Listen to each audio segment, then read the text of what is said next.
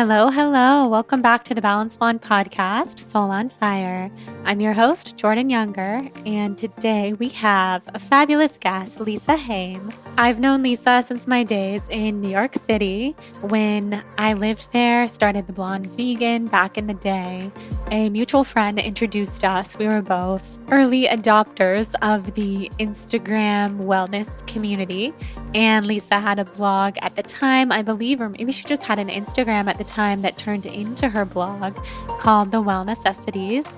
And we instantly just had so much in common.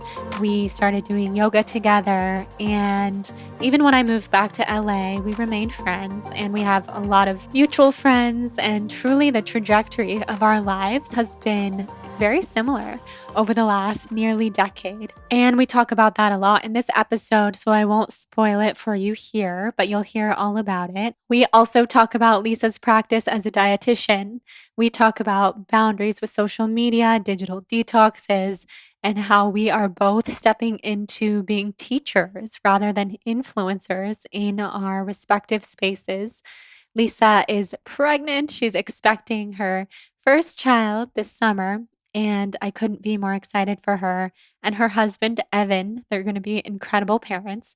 So I know that you'll love this episode. This one was really special to me. I know I say that every week because it's true, but this one was really special to me because it was truly catching up with an old friend and talking to such a like-minded human who really has such similar boundaries and such a similar outlook to this space. And what you guys probably don't know, unless you're also in the social media space, is that this is a really interesting career to grow up in. Since Lisa and I both started when we were in our early 20s, and now we are married and in this new phase of life, she's an expecting mother. And we just have so many things that we want to do. And we also have these energetic boundaries that have to be strong, and we're both very sensitive to energy. So, talking to her in this conversation just taught me so much about the goals that I have moving forward and the way that I want to lay out my life and my career. And there's just so many gems in here. Lisa's very wise, and she's also just such a joy to talk to and so much fun. So, I know you guys will love this conversation. And before we get into it, I would love to remind you that if you feel inspired to rate and review the podcast on iTunes, I have a free gift for you, my Soul on Fire yoga ebook. So just send me a screenshot of your rating and review to jordan@thebalancedblonde.com so I can thank you by sending you that yoga ebook and also entering you into the big monthly wellness giveaway that I host once a month with a bunch of the brands that sponsor this podcast that we all know and love. And secondly, stay tuned for a big announcement on my Instagram that will be happening on May 7th, so just in a couple days, or maybe it's already happened, depending on when you listen to this episode, that is pertaining to the celestial diet and lifestyle, which I'm so excited to share. Oh my goodness. And lastly, let's thank our sponsor for today's episode, Olipop. I am such a fan of Olipop, the healthy soda alternative that has just come into my world and shaken it up and made it a lot more exciting because I truly hadn't had soda since I was a kid. And now we have Olipop in our fridge day in, day out. Jonathan drinks it all the time. I drink at least one a day because it's also full of fiber, which we will get into. But let me tell you why I love Olipop. It is much, much, much lower in sugar than conventional sodas, with only 2 to 5 grams of sugar from natural sources and no added sugar. All of their products are non-GMO, vegan, paleo, and keto friendly, with less than 8 grams of net carbs per can. Not that I count my carbs, but just letting you know all the statistics. And they are so confident that you will love their products that they offer a 100% money back guarantee for all orders placed through their website. They have delicious, nostalgic flavors like vintage cola, classic root beer, orange squeeze, cherry vanilla, and strawberry vanilla. Right now, I'm loving the orange squeeze, probably because that's the one that we have so much of in our house right now. And it's just so nostalgic and it tastes amazing. So something that you might not know is that most American adults don't get enough fiber. With 9 grams of fiber in each can, drinking just one Olipop gives you 1/3 of the daily recommended intake value. And the founders of Olipop created Olipop to help you get more fiber in your diet in such a delicious way.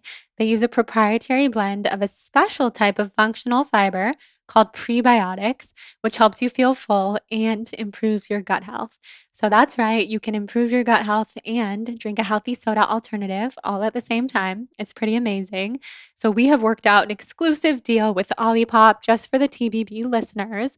Receive 20% off plus free shipping on their best-selling variety pack. This is a great way to try all of their delicious flavors. Go to drinkolipop.com/blonde or use the code blonde at checkout to claim this deal. That's drinkolipop.com/blonde. This discount is only valid for their variety pack. And you can also find Olipop at over 3,000 stores across the country, including Whole Foods, Sprouts, Kroger, Wegmans, and Erewhon. So now, thank you so much, Olipop. Let's head into this episode with Lisa Hayim.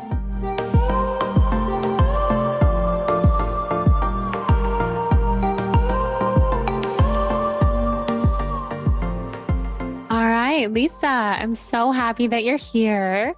It is so amazing to have you on the show. We have known each other since our days in New York City. Well, you still live in New York, but I haven't lived in New York for 7 years. So we have known each other for a long time.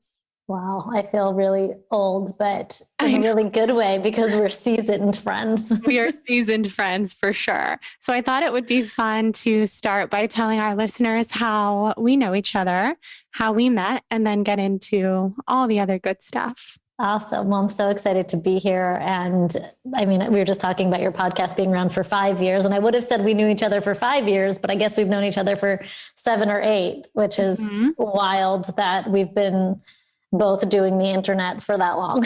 Yeah, it is almost a decade. Craziness. I know. So how did we meet? Do you remember?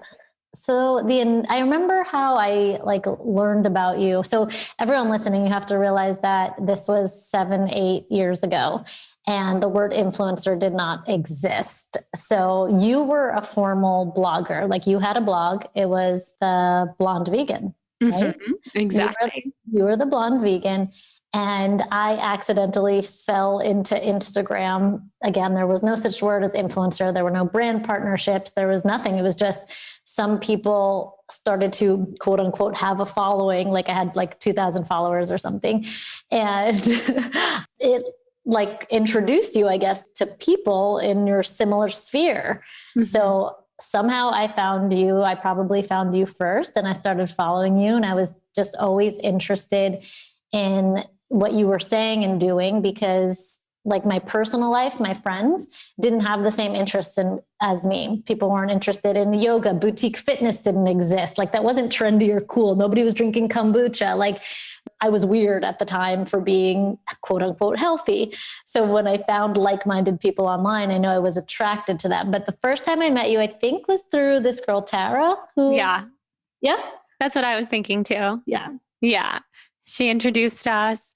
I think, did she bring you to an event that I had? I think that's what it was. Yes, you hosted an event, and it was pretty eye-opening to me because you were a celebrity in your own world. I don't know how many followers you had back then or how many readers you had, but people showed up to this event and they wanted to talk to you. And I was, I think, enamored with you at the time because you were starting to talk about orthorexia. And that wasn't even a word that I had heard of, but your story really felt like a lot of my story. The orthorexia portion may have came shortly after we met. I can't remember exactly, but I was just so impressed with the way that you held yourself in a room and this level of people wanting to meet you and the way you greeted them. That was just so lovely. That's so cool. Yeah, no, I totally remember that. And then I remember us going to yoga together at Moto in the West Village, which I miss all the time. I miss Moto and that beautiful space. Yeah, that was a special day. Moto was definitely the place where a lot of my food stuff came to light and body image stuff started to repair. And I remember that day with you, because you and I both found Moto as this like special safe haven. So we went together, and I remember walking afterwards. I walked you back to like your apartment or wherever you were going, and you telling me about like this boy in your life. And it was not Jonathan. Yeah, I remember. And at this point, I don't think I had even met Evan, my current husband. I don't think you had. No, definitely not 8 years ago. And we were just both like on this young journey of being single in New York City, going through the motions of finding ourselves. Exactly. I know it's very beautiful that we have those memories together. And it's been so fun to watch your brand flourish and you flourish over the years and see how much we've both evolved on our paths. And I so remember walking with you that day and like I remember the guy that I was talking about and that you were single. And it's just amazing because now we ended up getting married one weekend after the other. Mm-hmm. We've been on this very similar trajectory in our lives, in our careers, and our relationships, which is so cool. Well, that means a lot, because if there's one thing I'll say about you, but I'll save a lot of what I have to say about you for when you come on my podcast, The Truthiest Life. But if there's one thing I will say about you, watching you throughout the years, is you are the opposite of stagnant. Like, you just keep evolving, even when it means leaving people, business, followers behind. And that's not something you see a lot in the online space, because people are afraid to lose those things that come with finances and money and promote, brand opportunities, et cetera. But watching you evolve has, always just empowered me to keep using my voice and not stay still to stay safe. Mm-hmm. So it's been crazy to watch you. And I can't wait to talk about that on my show, because it really must come with some sort of emotional pain to let go of things as you grow. Absolutely. And we can definitely talk about that. And I'm so looking forward to that conversation, which we could go so deep on. And I see the same in you. I really do. I feel that you have developed such a strong voice for your brand that I have seen you develop over the years, because you've always shown up online as you, which is something that I love about you and your content. It's always you. The captions are written in your voice. Your blog posts are written in your voice. Your photos are not the most curated at times, which is my favorite thing. And you'll post videos of you dancing and videos of you with your husband just doing silly things. And I feel like your voice has just gotten so strong in the space because you know what you stand for and what you're here to teach people. And you never really deviate from that. So it's been cool to watch you and know you in your own life and some of the things that you've been through and see how that's developed into this beautiful expertise that you share now as a dietitian, as an influencer, as a podcast host, all these things, because you help people tune out the noise of food, of the food world. So tell us a little bit about the trajectory of your brand, starting back when we met. It's like I said, then I fell into it by accident. There was no word influencer. I certainly never thought of myself as a writer. I mean, I'd read your blog posts, and you are a writer. Like, I think hopefully your audience knows that, but I mean, obviously you're an author, but you were like born to write. You can put things into feelings really beautifully, and it's always in your voice, even though your voice has, of course, changed over the years. I didn't have a voice. I didn't have a written voice, I should say. I didn't know how to type out how to, what I was feeling into words, especially because I was going to school for nutrition and science, not creative writing or things that allowed me to kind of like bring that voice to life.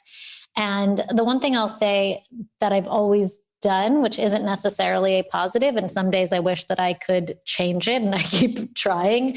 I aspirationally want to be a lot more organized and strategic and have a content plan and not curate my photos, but wake up on Tuesday, and know what I'm going to post and what I'm going to talk about. And I've tried so many different platforms for scheduling, which didn't used to exist, but it always fails because it's not what I'm feeling in that exact moment. So as much as I was going to school for things that were scientific and mathematical, I am an emotional person, and I didn't have the tools, or I didn't have the confidence, I should say, to put that to use, to write a blog post. So I kind of fell onto Instagram by accident and was just talking about the things that I was passionate about, things like food and fitness. And my tone was very different than what you hear now, because it was the evolution of my own food journey. But because I was talking about things that people didn't have, I think, access to the information to in the same way that they do now, I was providing value without realizing, whether it was like a recipe for whatever or a workout, quote unquote, motivation, even though in the early days, I was probably very thick in my disordered relationship to both food and fitness, which is what attracted an audience, I'll say. Mm-hmm. So like, kind of, for lack of a better word, but like the crazier you are, the more unhinged you are, the more you attract other people. And I see that a lot on the internet as well. I mean, I don't know if anybody watches like Homeland, but like Carrie has, I think, bipolar. And when she's bipolar, she's like the most manic and the most genius, you know? And that was kind of not, I don't have bipolar, but like that was kind of me. Like I wasn't in my skin and in my body, but I could put things out in such a way that attracted people. Mm-hmm.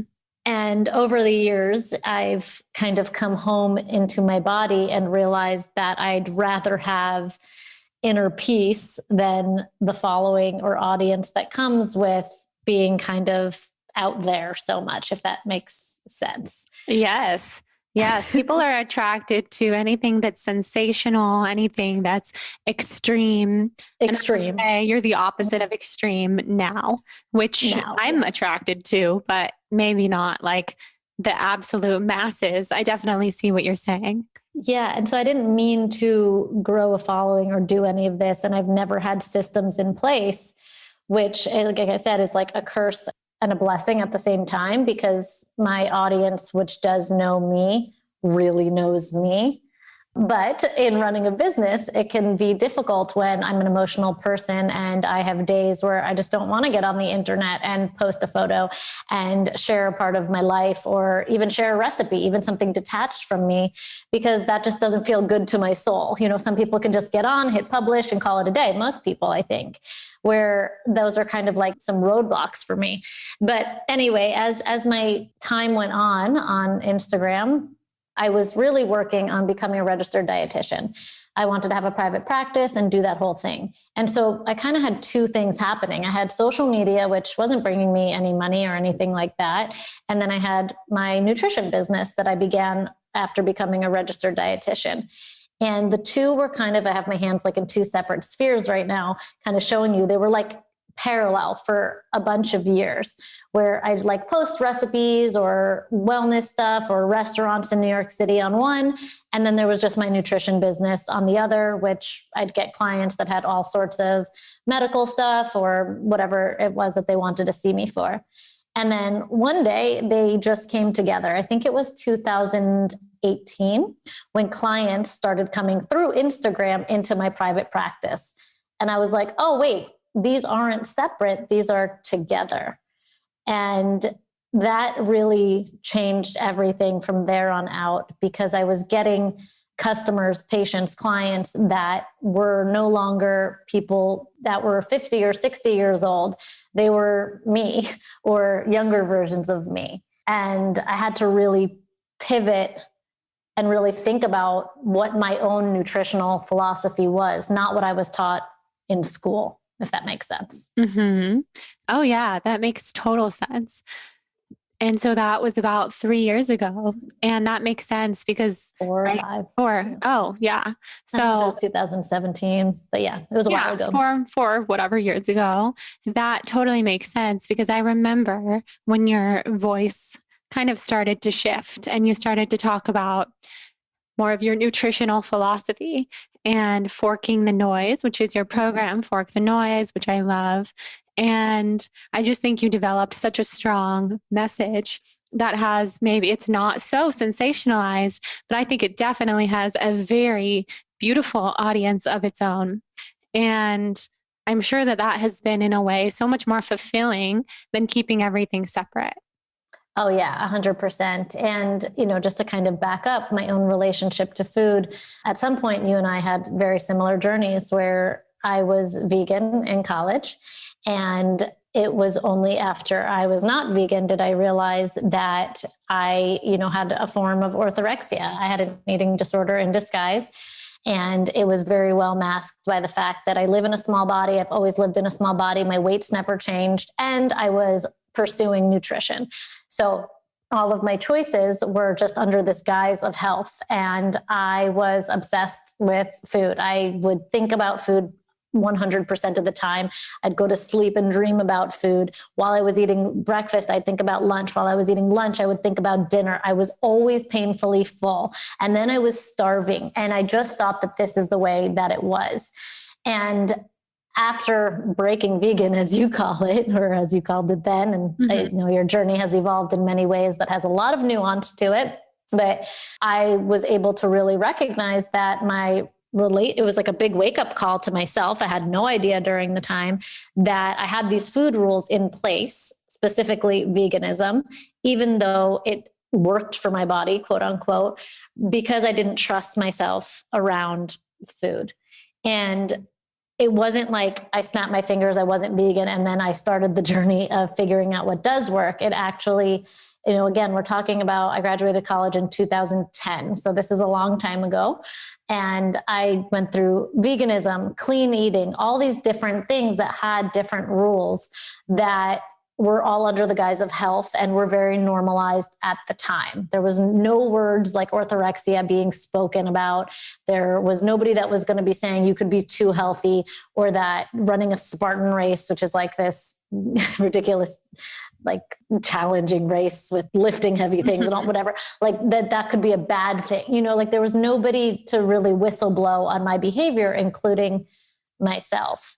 And over the course of 6-7 years, I started to really break away from these food rules. And so much of it was just natural. So much of it was just living in New York City, taking myself on dates, going to yoga, going on dates with boyfriends, or after boyfriends, like actual dates with men during the time I was single.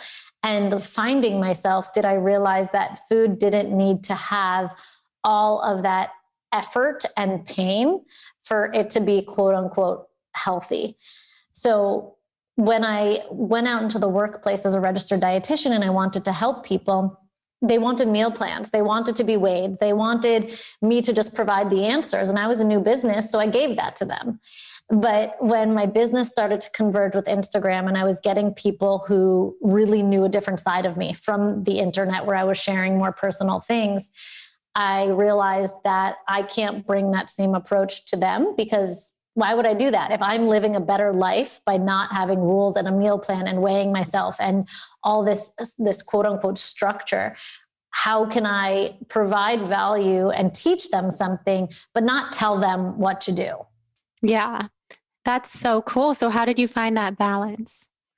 Well, I started to really take inventory about like what I was doing, because intuitive eating itself actually, I think, was created in the 80s, but that I hadn't heard of that at all until I actually was very late into formulating my own program. But like I said, like you and I were really into Modo, and I knew that like mindfulness was changing my life in many ways, from how I thought about food to my enjoyment of food, to how I thought about relationships, to my emotions. Like I was just becoming a different person at the same time, with a lot more space in my mind, is the best way to put it.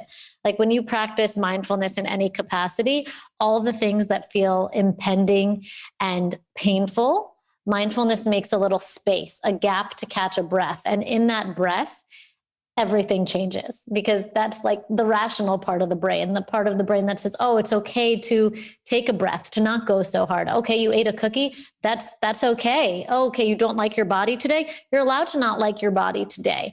You feel uncomfortable in it. You can still show up to the mat. And so like, it was kind of like my insides were changing. Neurofeedback, like I was having different neural connections than I had before, in part to so many different life changes. And I had to really think, how can I teach this? And that's when I thought about mindful eating. And I was like, I can teach people. Nutrition education is still super valuable. People don't know anything about food. They think that carbs are bad. They think that fat is bad. They think that protein needs to be egg whites. We are just limited in so much fear around food. So I was like, I want to pair nutrition education, true nutrition education, not fear mongering, not telling people what they can and can't eat, with mindfulness, showing up to the plate and asking, what do I want? What do I need? How does this feel in my body? So I started to pursue mindful eating and took an online program. I think it was about like 8 months or so of how to be a practitioner in doing that. And once I finished that program, there were parts of that program that really felt like right for me. And then there were parts of that program that didn't feel right for me.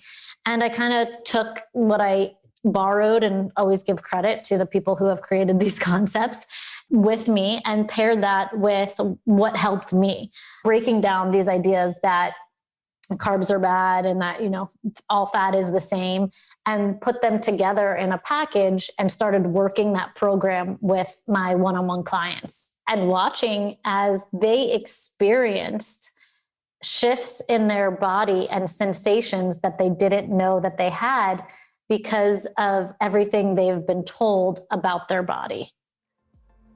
Does that make any sense? It makes tons of sense. Yes. Okay, you guys, we have to talk about a product that has changed my world, and that is Beekeepers Naturals Propolis Spray. I am obsessed with their Propolis Spray right now. I take it once a day to support my immune system. And you're probably wondering, what is bee propolis anyway? So bee propolis delivers natural germ-fighting properties and antioxidants to defend and protect our bodies. It's sustainably sourced, and this spray is made with just 3 simple ingredients. You'll never find refined sugars, dyes, or dirty chemicals in these products, ever. You can take it daily or when you're starting to feel down and out. It also tastes delicious. Another thing I love about this brand is that it is female founded by the amazing Carly Stein. She founded the brand because she was experiencing issues with her own health, and nothing that she could find in Western medicine was really helping her heal or was helping her feel good. So she got really into bees and beekeeping, and speaking to her about all of this was so inspiring because she cares so much about taking care of the bees, and she also cares so much about keeping these products completely organic and completely natural. So they have a totally different process that other brands simply do not have. She blows me away, and she'll be on the podcast soon, so get excited.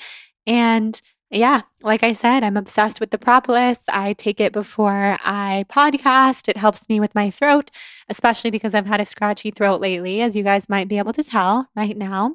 And we have worked out a very exciting exclusive deal just for our TBB listeners, where they will ship you a free 2-week supply of Bee Immune Propolis Throat Spray. All you have to do is pay $5 for shipping. So yes, this is literally free. So to claim this deal, you must visit beekeepersnatural.com/blonde. This deal is not available on their regular website, so go to beekeepersnatural.com/blonde. This deal is only good for the next month or so, so get on it now. Start prioritizing your immune health today. And if you don't love it, they will refund your $5, no questions asked. Enjoy, and let's head back into this episode with Lisa. So you started to see success with your one-on-one clients, success with them shifting their minds to eating more mindfully, which is so beautiful. And then I know that then you started offering it as a program for more people to be able to learn this from you. So that's... Yes. Meditation, as you know, and you talk about and you've been doing for years in any form, whether that's a yoga meditation, or I know you're working on some movement meditations right now, or stillness meditation, or with guidance, without, whatever it is that mindfulness that I'm talking about. It gives you a second to feel what's happening. So many people don't believe that their body can be the guide because there's so much noise that it can't be the guide. And there's so much noise about what they should be doing or what they should be eating or how much they should be eating, that they've never been given an opportunity to just sit still and listen. And even when they do sit still, what's the first thing people say when they talk about meditation? Maybe not your audience, Jordan, because they're very you, but they say, I can't, like my mind is running. I can't turn my thoughts off. I can't do it. Right. So that initial stillness is so effing scary. And you need to push through that in order to get to the layer of what's underneath. And that's where meditation comes in. So holding my clients' hands through that, doing meditations in my office, which was not what most registered dietitians are doing with their clients, was giving them the time and the space to turn inward and say, I know you're paying me, but I actually don't have the answers. You have the answers. You need to feel this within. So I was living in New York City at the time.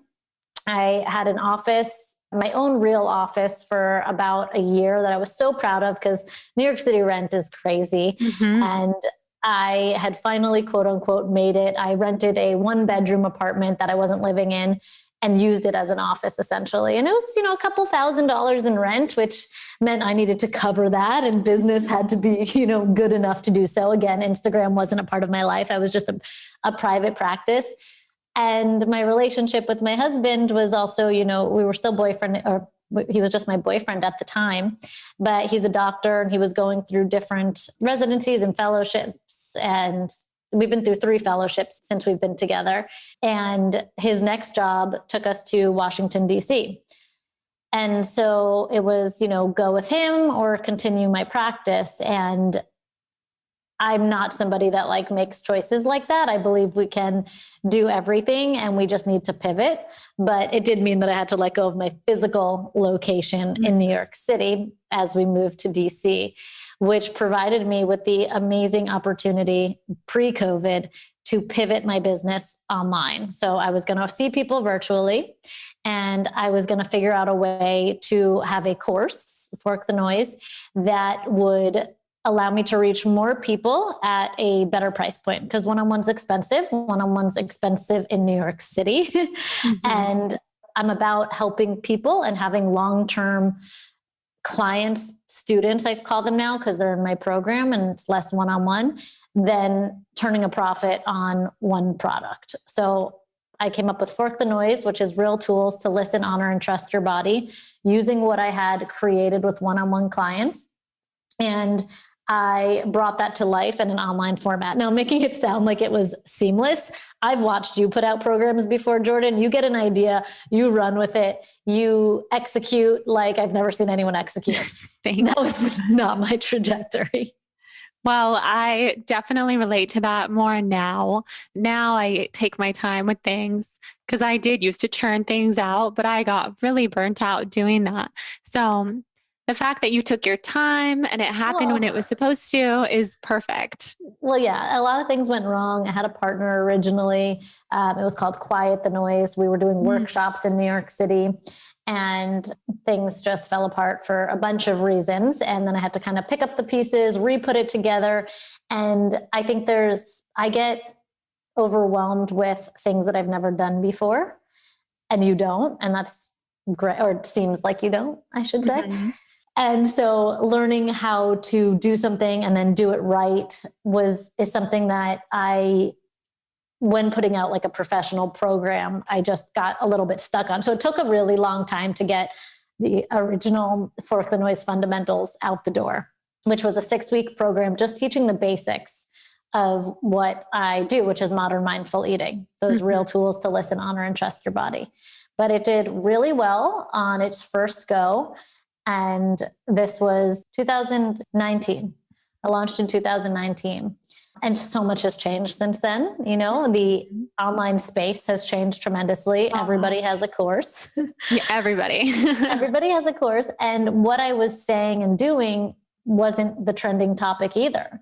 So when I was, one of the earlier dietitians to really say, wait a second, diets don't work, and we don't need to weigh our clients, and we don't need to focus on food and make it so restrictive, and we don't have to give out meal plans. Now, obviously, everybody knows what intuitive eating is, which has a lot of alignment to what I teach, but it was certainly not the trend. Right. So out the door. Ahead of the curve.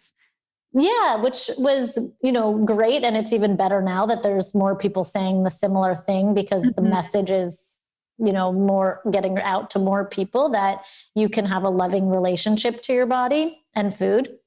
But it, like I said, it was a different time. And since then I've launched Fork the Noise Fundamentals, and then I have mini courses, and then we just launched Fork the Noise Hunger Fullness this year, which has been really awesome. And it's about reconnecting people to their hunger and fullness. And it's really a lot more nuanced than that. It's about so much more giving yourself permission and allowing yourself to feel your body's feedback. And that has been pretty incredible. Wow. Yeah. Now you got it with the courses. It does take time to figure all that stuff out. And I think you've done a beautiful job, especially launching these courses as you've evolved, everything that you know and everything that you've learned. And I know it helps so many people. So another thing I want to talk to you about is boundaries with social media, because I feel like you do such a good job. You took a 5 to 6 week digital detox earlier this year. And I was so proud of you. I was like, wow, she's really off. She's offline. She's off the grid, like no checking in whatsoever. And what did you learn? What were the insights that you gained? And also what inspired you to do that? So the secret is that as much as I love my audience, and if you're here and I love you, it's really easy for me. It's once I turn it off, I'm in a different gear.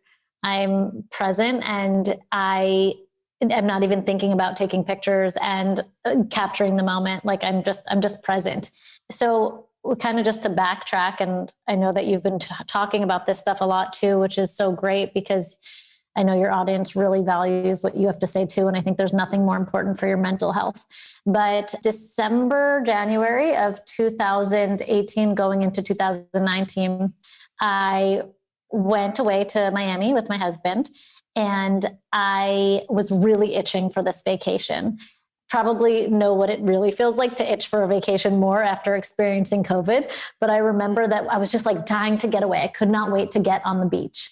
And I get to the beach finally, and all I can do is reach into my bag and grab my phone and start getting on Instagram, scrolling, looking, And so I was finally waiting to arrive somewhere, to be present, to have my feet in the sand and listen to the waves. And yet I was addicted to the cell phone.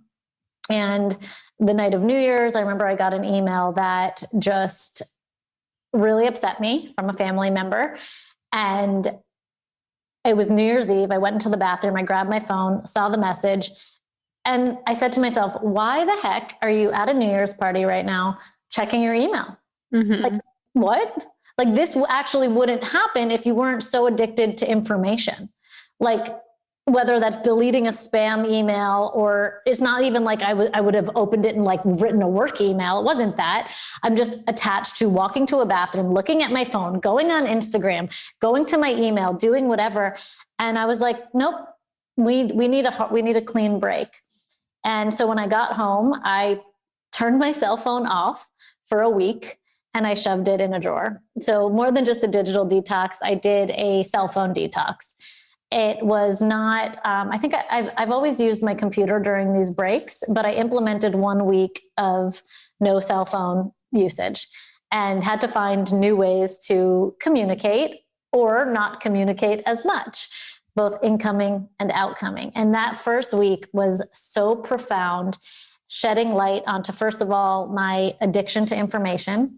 I'd be working on something on my computer. Like, I think I was in like the work mindset during that week. So still using technology, and I'd get up to go to the bathroom, and I'd reach for my phone, just because when I pee, I look at my phone. And I was like, oh my God, I never knew that I did that. And moments with my husband, I realized we're so micro interrupted by me checking my phone or him checking his phone. And with me not doing it, I was able to realize all that I was missing. And it's not to say that that's sustainable or that's something that I could, do or want to do, not have my cell phone on me. But I realized how important that break from information is for my mental health. And I started implementing them a few times a year. And my life was very different back then. I lived in DC. We had an apartment. Just situationally, I kind of could do that. But I have continued to implement these 1 week cell phone breaks, but I actually haven't done one in about a year, I think. So I am due. And most recently, in the beginning of this year, I just felt really burnt out. I know you talk about burnout, and Kelsey Patel, who married you, and, she's always talking about burnout. I didn't know what this word meant. I knew what it meant because I listened to other people's experiences, but I had never gotten to the point where I was burnt out. And come December, so I felt my energy was stale.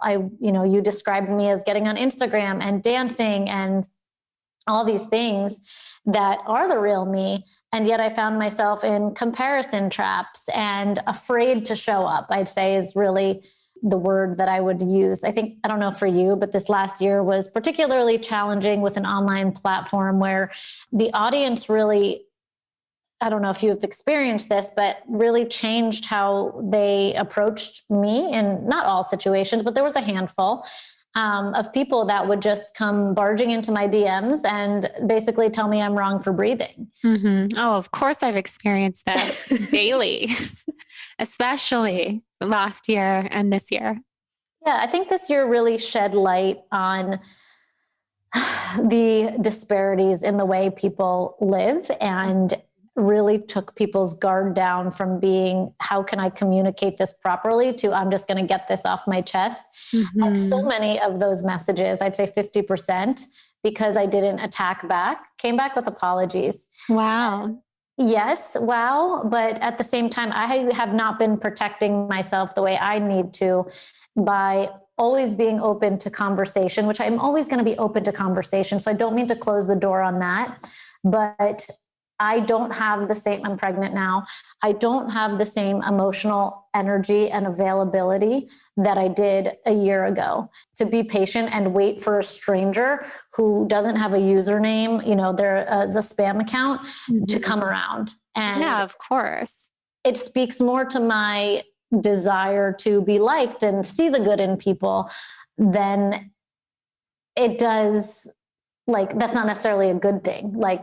I think I lost myself a little bit this year in the hoopla of COVID, in trying to make everybody feel comfortable, for apologizing for everything. And I'm a big fan of apologizing, especially when my audience will tell me that I've done something wrong. I love to learn and I love to grow, but I needed to take a step back and really evaluate, who I am, what is my message? Like you said, like we've talked about, we've been doing this for so long that it's, if we don't if I don't take these moments to tap back into who I am, I'm just going to keep moving as old me or not know why I'm aligned. Mm-hmm. So, it has just been an interesting time to be on a public. I never felt that I was on a public platform. I always felt like I was speaking to my friends, and then suddenly I didn't.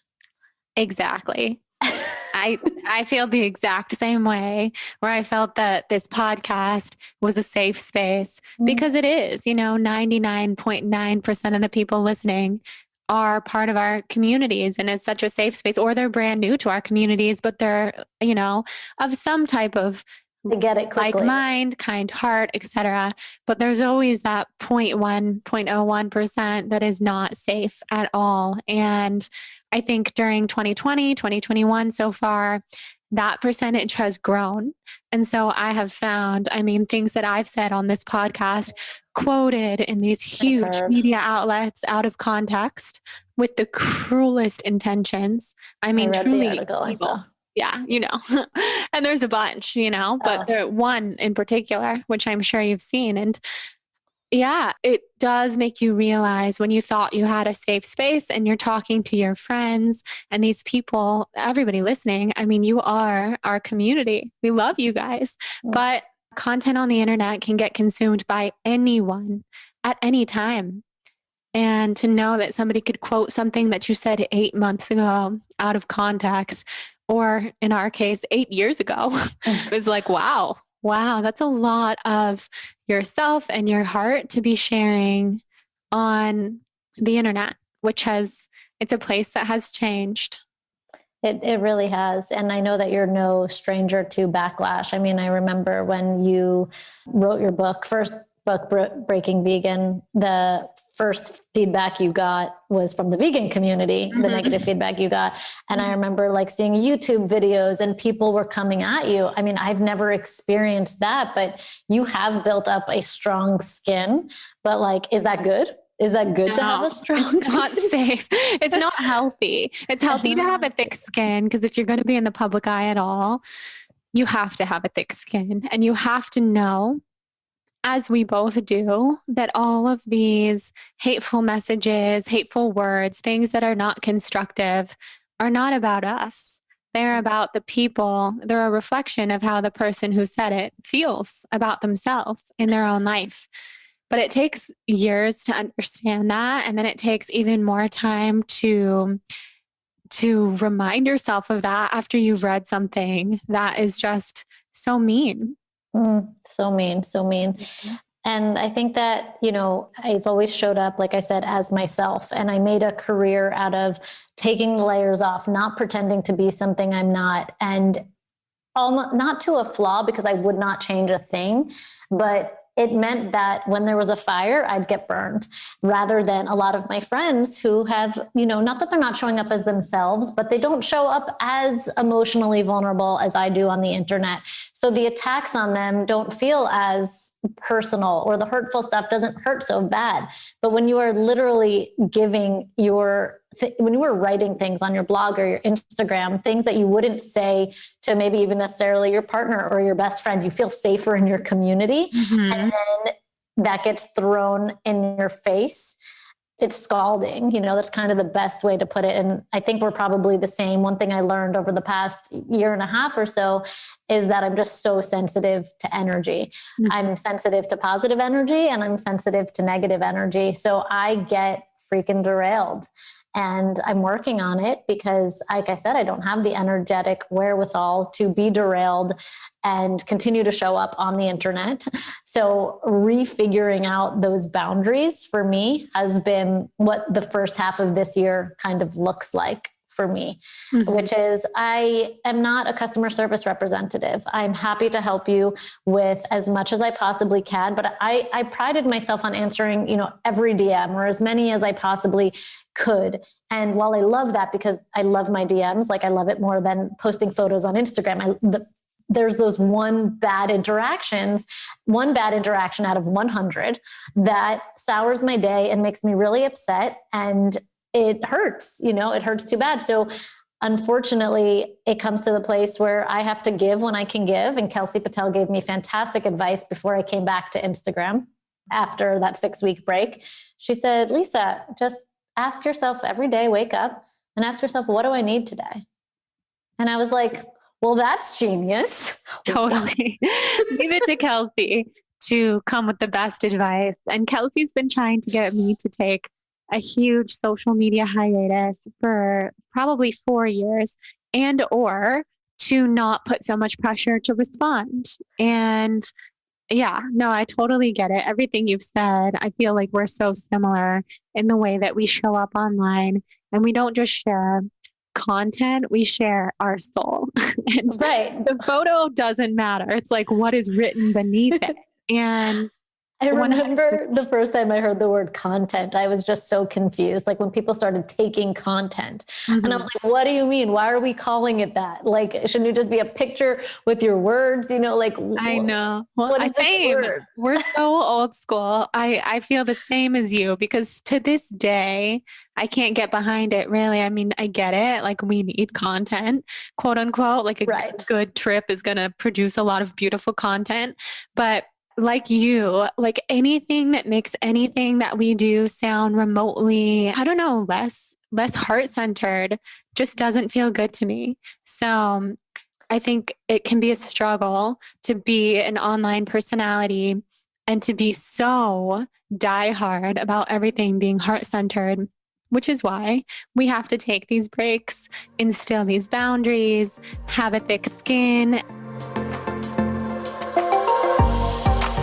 Okay, guys, just a brief interruption from this episode to talk about CBD, but not just any CBD, the only CBD that I use, which is Cured Nutrition CBD. So first of all, you should know you can go to curednutrition.com/blonde to get 15% off of all Cured Nutrition products. And I know that they're having their big spring sale next week, so keep an eye out for that. I'll be posting about it on my Instagram. So let me tell you about a few of my favorite products from Cured Nutrition Premium CBD. So some of the products that I love the most are their mint tincture, which I take at night to help me fall asleep. I love their pain salve. It has been a game changer for my joint pain with Lyme. I also use that every morning and every night. And I also love Cured Aura, Cured Rise, and Cured Zen. So I'll pick one to tell you about right now. I'll tell you all about Aura. I think you guys have seen me post about it on Instagram. Aura protects the gut lining. It encourages a healthy gut microbiome.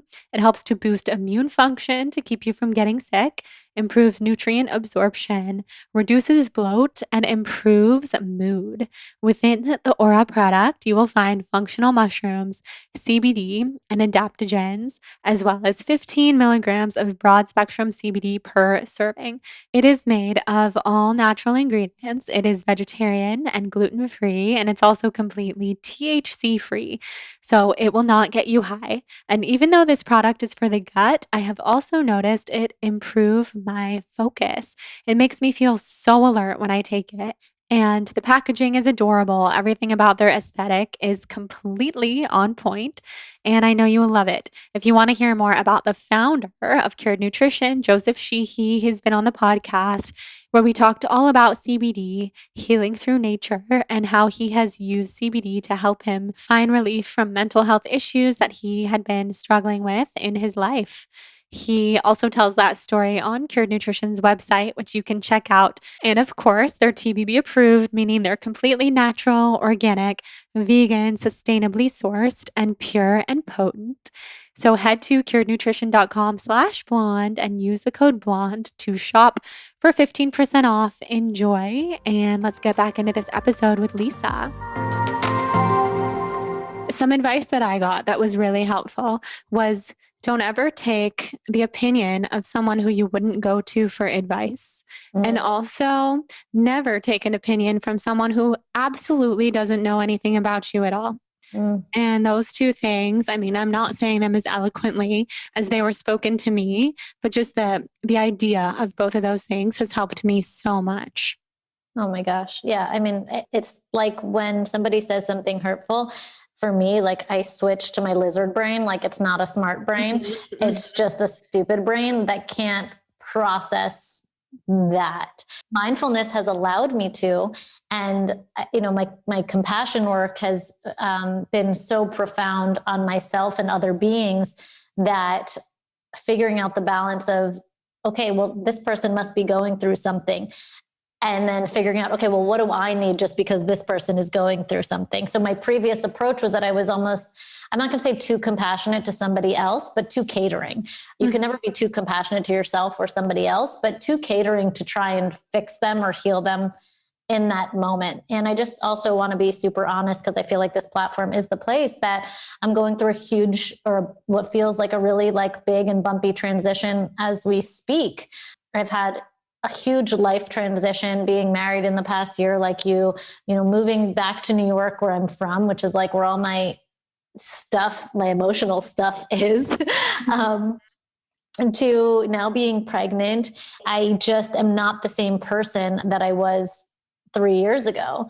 And so what do I look like showing up? And yes, I am an emotional, heart-centered person, but I don't know if I can or will share that part of me at all times. not because it's not safe, but because like I've just changed, and it feels like there's a part of me that wants a little bit of a guard up at times, a guard that goes up or down. And I'm going to choose when that garage door is opening and closing. Yes. Oh my gosh, totally. I'll tell you what it sounds like it is, which is the exact place that I'm in, which again, like no surprise whatsoever because of our trajectory.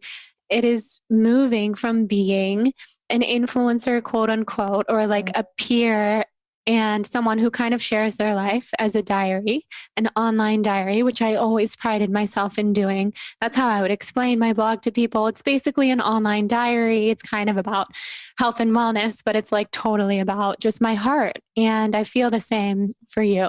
And so it's transitioning from that to being a teacher. So for me, it's being a spiritual teacher. For you, it's also being a spiritual teacher of mindfulness and food.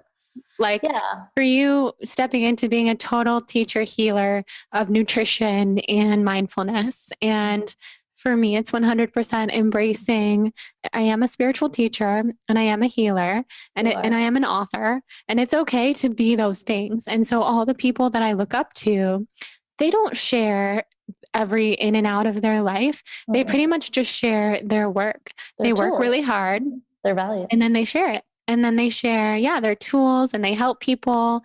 And Kelsey Patel, who we could bring up 100 times, she told me years ago, and it's always stuck with me. She said, "Who do you look up to?" And I named Gabby Bernstein. That's one person that I look up to a lot. And she said, "Do you think Gabby Bernstein gets back to all of her DMs?"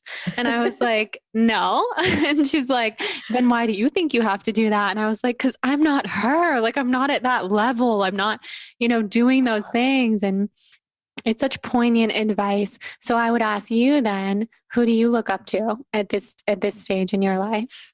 When it comes to, I look up to so many women in our space. Right now, as I'm heading into motherhood, I guess, I look up to so many women that are doing it all, but not giving it all. Mm-hmm.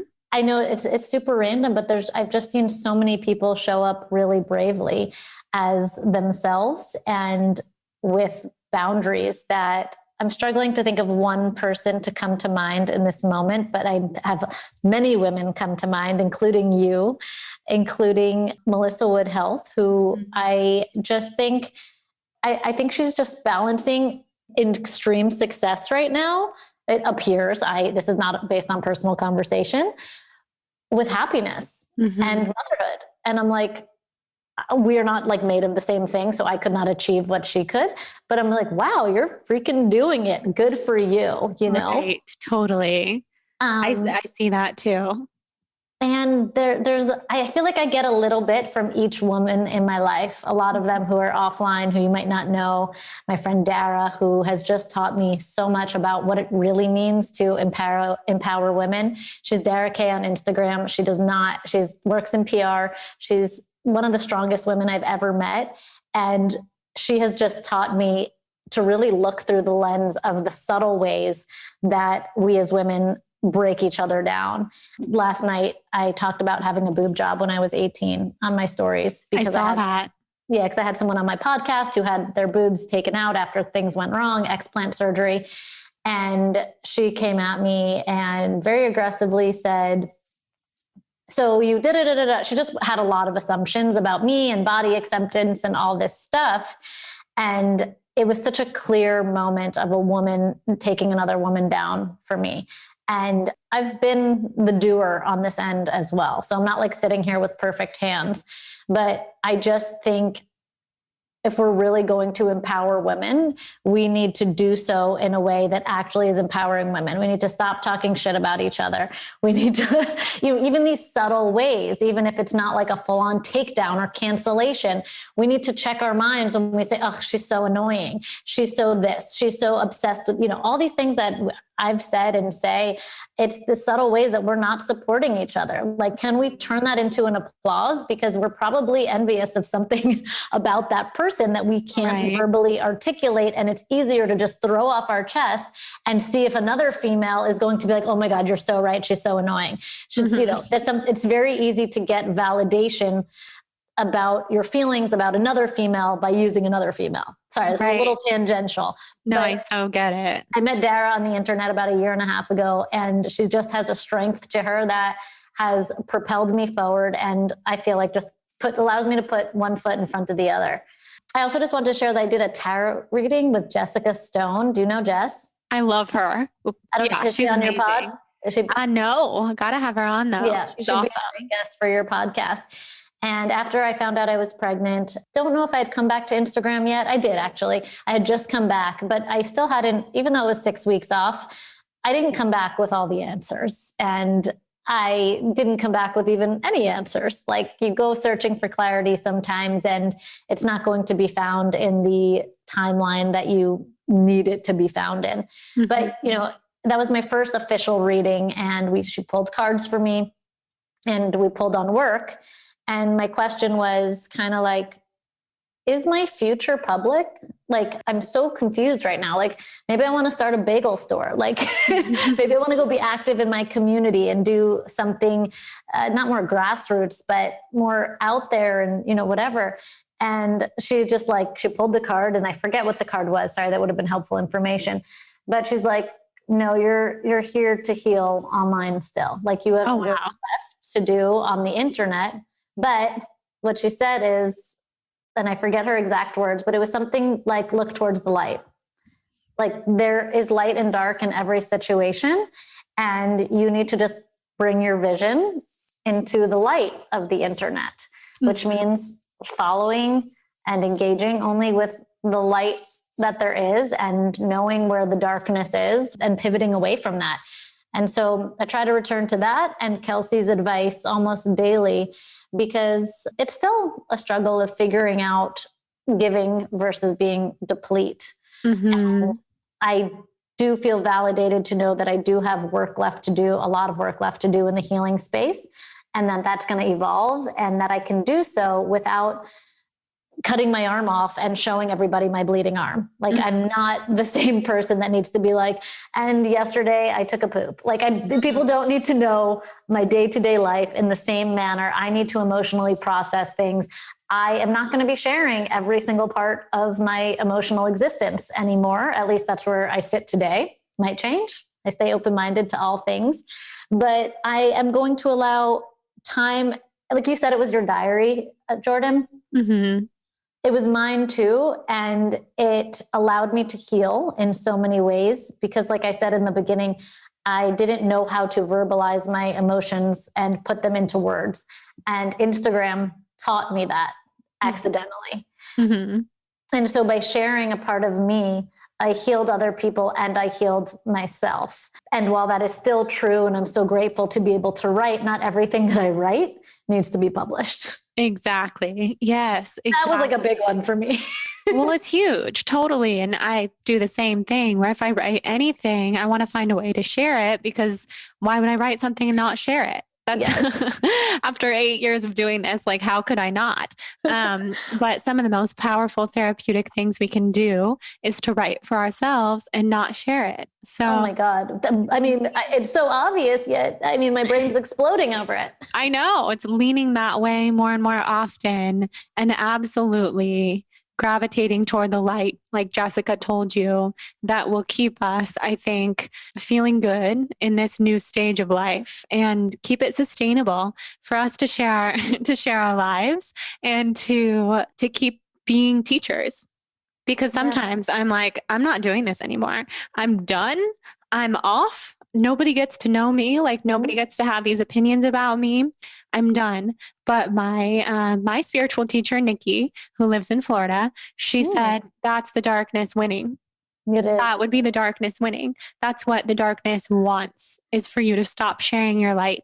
So we're not going to do that. That's not happening. And I'm like, what do you mean? Like, I have to keep doing this. And obviously that's just on my harder days, because on the better days, all I want to do is spread the light. But, it can be hard, like you said. And so I think it's pretty amazing that we're both in this stage now of teacher life. It's a totally different stage. And I think you're an incredible teacher. You're going to be an incredible mother. And we'll have to do a whole different episode on your pregnancy, because that's what I wanted to talk to you about, but we got into so many other beautiful things. And every conversation that I have on my podcast, and even being a guest on yours, when you're having a meaningful conversation with someone like I think you and I just had, it was really validating for you to say you're a teacher, Lisa, because I forget. And now you've put that crown on my head. Mm-hmm. And I feel like I'm able to go about my day with a new sense of purpose. The way when I met with Jess said, look towards the light. You are a healer. You have work left to do. The way Kelsey said, check in with yourself. And that's what we as women, that's how we can support each other. We can tell each other what we see in one another. And I think that's how we really lift each other up. And it's so freaking powerful. So thank you for recentering me. I don't even need therapy this week. I might cancel my therapist because I'm feeling really aligned now. Yes. Cause you're an amazing teacher and you help so many people. And this was such a beautiful conversation. I loved it. I loved catching up with you. So before we wrap up, I know we only have a couple minutes, but everybody is going to want to know, because I have a very, astrologically in tune audience. What is your sign? I am a Cancer, June 30th, and you will know all my sub signs better than I will. So you're a Cancer. Do you know what your moon and your rising are? I did once, but I don't. Yeah, it's hard to remember if it's not the Cancer always just felt so me that I felt like I didn't need additional information. Well, you're such a Cancer. I would be willing that you have a lot of Cancer in your chart. And I'm very drawn to Cancers. My mom's a Cancer. I love your mom. Most of my best friends are Cancers. And do you know your human design? I don't. That one we'll have to look up. If you want. That's based on when you're born, right? Yeah. If you want me to look it up for you, you can send me your time of birth. Just text it to me and your birthday and your everything. I feel like my parents don't have any of that information on me. So I just feel like I was the third child. And I feel like they're just lying when they tell me what time I was born, and they have no idea. I know. No, it's so frustrating. I have my birth certificate, but Jonathan's parents are like, he was born at 10 a.m. And I'm like, but what does that mean? Does that mean 10 a.m. or does that mean 10, 11? What does that mean? And they're like 10 o'clock a.m. I'm like, no, I need details. Exactly. I feel like I've been told 10 a.m. a few times. So I'm like, I bet you it's 10:10, because that is my number that's been chasing me that I never realized. I know that's your 201. And for years I was like, Jordan's crazy with this whole 201 thing. And then I was like, oh my God, 10:10, 10:10, 10:10, 10:10, 10:10, 10:10. I was like, I'm crazy too. I was like, but I'm not crazy. It's so real. It's so real. No, welcome to the club. Numbers are such a big sign. And it's because, I'm willing to bet it's because you're meditating, you're super mindful, and you're in tune with this energy that is beyond this realm, which it shows us a lot of things. Thank you so much for coming on. This was a fabulous conversation. Tell everybody where they can find you. You can find me on Instagram at Lisa Hayim. My online programs, if you want to learn more, are at forththenoise.com. And my podcast is The Truthiest Life and Outweigh. So all that's on my Instagram is a good place to kind of go and find it all. My website needs major renovation, so we won't even send you there. I love your website. I've been reading your blog so much. So it is thewellnecessities.com, but we're going to do a big rebrand, and the content's good. I just don't like the way it's aesthetic, or the content is a good reflection of me, but the aesthetic just does not feel like me. So that's thewellnecessities.com, which was my old Instagram name and my blog, but we're moving into Lisa Hayim in the next few months, probably end of year. So good. Fabulous. Well, thank you so much, Lisa. All right, guys, thank you so much for listening to this episode with Lisa Hayim. This was like such a therapeutic conversation for me, and it was so much fun. It was catching up with an old friend. And another thing I love about this episode is I'm releasing it just less than a week or just about a week after we recorded it. And I don't always get to do that because usually, I try to get ahead of my schedule, but right now I'm just not ahead. So the benefit is that this conversation is extremely timely and it was just so much fun. So definitely check out Lisa on Instagram at Lisa Hayim. She has so many good blog posts, most recently about pregnancy, that I highly recommend. And I just adore her. I adore her story. She's so wise. She's one of the vulnerable ones, one of the best. And I'm so honored to know her. Thank you also to our sponsors for today's episode, Olipop, Beekeepers Naturals, and Cured Nutrition. You can use the code BLONDE for each of those and head to the show notes for all of those specific links. And also, if you feel inspired to rate and review the show on iTunes, send me a screenshot to jordan@thebalancewand.com and I will send you my free yoga ebook as a thank you. I hope everybody has such a beautiful soul on fire day, and we will talk soon. Mwah.